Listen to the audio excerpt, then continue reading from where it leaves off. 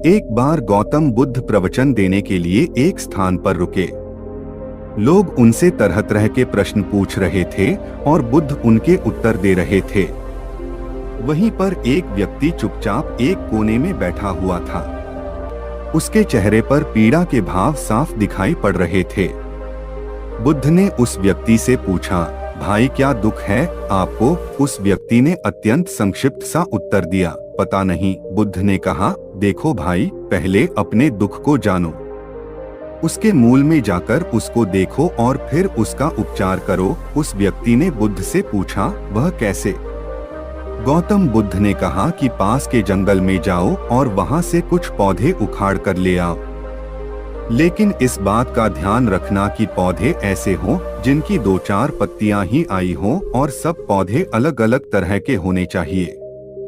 वह व्यक्ति जंगल में गया और बुद्ध के निर्देशानुसार कुछ पौधे उखाड़ लाया।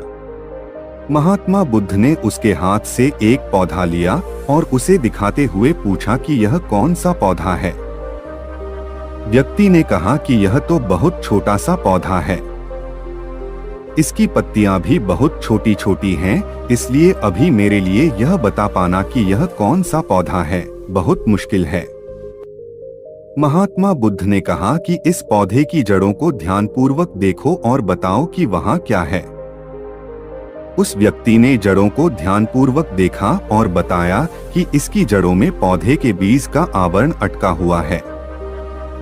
इससे पता चलता है कि इसे नीम का पौधा होना चाहिए।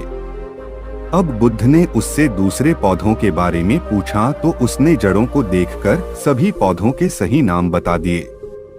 बुद्ध ने उसे समझाते हुए कहा कि जिस प्रकार हर पौधे का एक बीज होता है, उसी प्रकार से हर दुख का भी एक बीज होता है। उस बीज को हम कारण कह सकते हैं। बिना कारण के कार्य की उत्पत्ति असंभव है। बिना बीज के न तो कोई पौधा उगता है और न बिना कारण के दुख की उत्पत्ति ही होती है। दुख के बीज या कारण को पहचान कर ही हम उसे दूर करने का उपाय कर सकते हैं। आधुनिक चिकित्सा पद्धति में भी किसी व्याधि की चिकित्सा करने के लिए रोग का समुचित निदान अनिवार्य है। रोग का सही कारण और व्याधि का सही स्वरूप जाने बिना उपचार करना हवा में तीर चलाने के समान ही है। पीड़ा चाहे शारीरिक हो अथवा मानसिक, उसके मूल को खोजना अनिवार्य है। अब कारण खोजने के पश्चात दुख का उपचार क्या है? महात्मा बुद्ध ने 4 आर्य सत्य उद्घाटित किए। उन्होंने कहा कि दुख जीवन का एक अनिवार्य सत्य है। यह हर व्यक्ति के जीवन में किसी न किसी रूप में आता है।